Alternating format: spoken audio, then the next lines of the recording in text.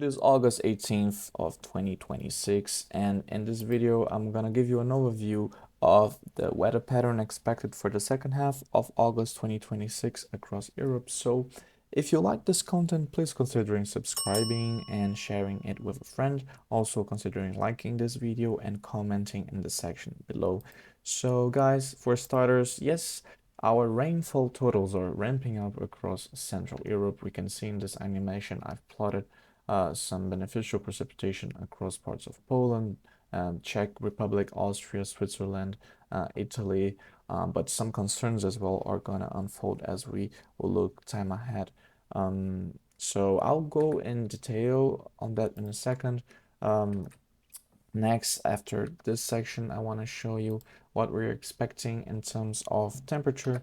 So here, that's basically a temperature anomaly chart. So seeing those temperatures finally dropping across northeastern Europe, here in Scandinavia, parts of Denmark, Germany, the Netherlands, and even Ireland and the UK, seeing these temperatures drop. An autumn view actually for some, also extending here into the Baltic states, Poland, and Belarus. But in the meantime, here we see that by these anomalies, by the way, are for the time of the 17th throughout the 23rd of August. So for this coming week, we're still seeing a lot of the heat dominating the central southern parts of Europe, especially here across the Balkans, and as we will see, some cooler conditions will also develop across parts of Iberia, although I would say it's still warm, but just less severe heat, right? So now making our way through, talking a bit more about those temperature anomalies, we are basically seeing a major pattern shift in the atmosphere. Those troughs are finally coming here through and staying stagnant over Scandinavia. That is allowing Arctic and polar maritime air to come through the UK, France, Benelux, Germany, and parts of Scandinavia. Sometimes this cold is making its way even further south across Iberia, as we're going to see later in the week, bringing some much needed precipitation, reducing wildfire risk.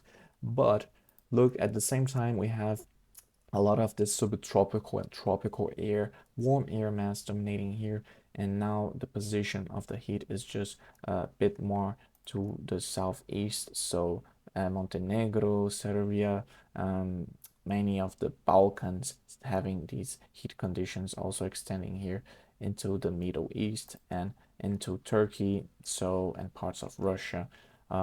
So yes, a bit more changeable, right? Some of you may follow the weather weekly, and basically it is interesting to see what's happening this week. Let's see how it evolves. Now I'm gonna bring you again precipitation because we are seeing some of those areas with some above and way above average precipitation for time of year. So we're talking about going from extreme drought conditions into flash flood concerns and even landslides in mountainous areas. So starting off here in northern Spain, we see some threat regarding those rains, especially in the Andorra area here.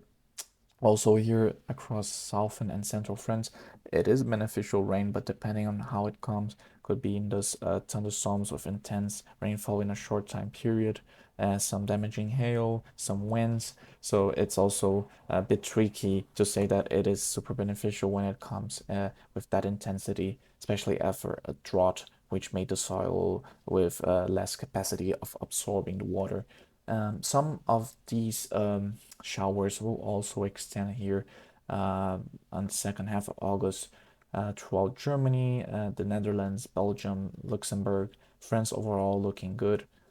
Here in the UK, it is kind of scattered. We have Scotland with good amounts of precipitation, Northern Ireland and parts of Ireland with a mix of under below average, but also an average precipitation, not super extreme.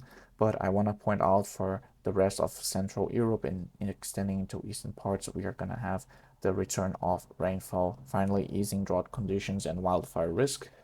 But one can note here that Scandinavia is going to be under drier conditions here. Doesn't mean we're not gonna get those showers. It's just gonna be maybe some prevailing cooler and drier air.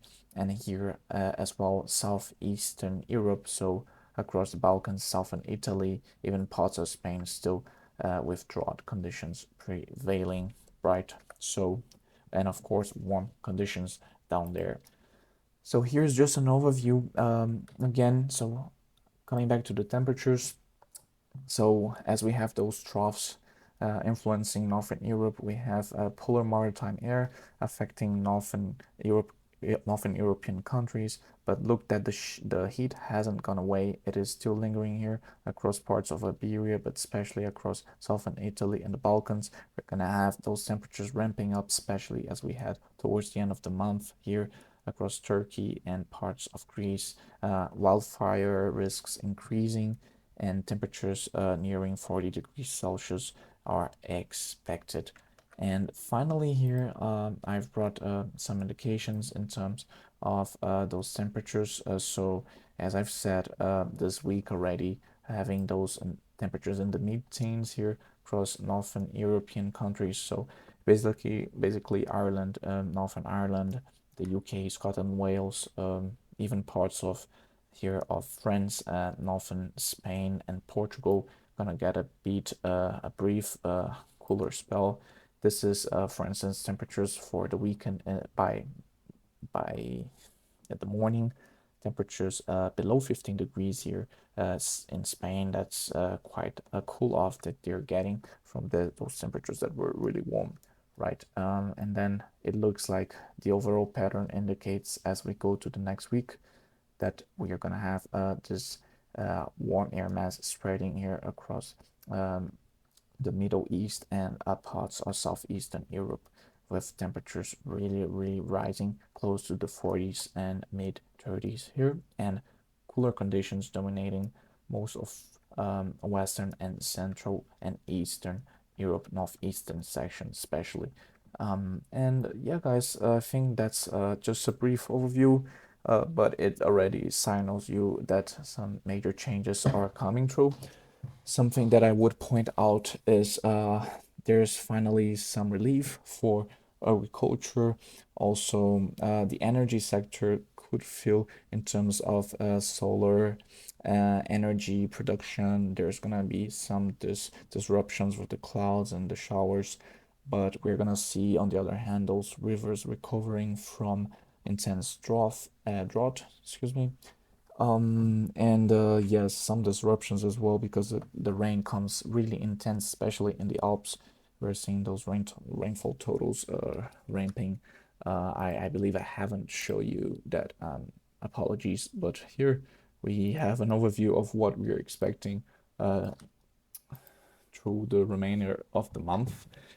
So here we have totals that are definitely exceeding 100 millimeters in the Alps, and parts of Andorra here and southern France are gonna see 50 to 100 millimeters of rain. So parts of Germany as well, Denmark seeing precipitation from 40 to 50 millimeters, parts of Scotland, Ireland as well, Poland, Czechia, Switzerland, Austria, Slovenia, Croatia. So the Balkans are also gonna get some of these precipitations, especially the northern sections here. And in the meantime, we have parts of Italy getting some severe thunderstorms, but southern parts remaining dry here. Greece and Sicily, for instance, and even Spain getting those precipitations more to the northern sections. And in the meantime, as I showed here, we're getting some below average precipitation temporarily here for Scandinavia. Let's hope it's not that long because we don't want to see those wildfire risks increasing, right? So yeah, guys, I think that's all I had to talk to you today. I tried to make it simple and easy so you guys can keep up and also interpret yourself. So well, if you like this content, consider sharing it with someone and liking this video, right? It helps a lot for making me do more content such as this one. And I'll see you in the next one. Bye bye.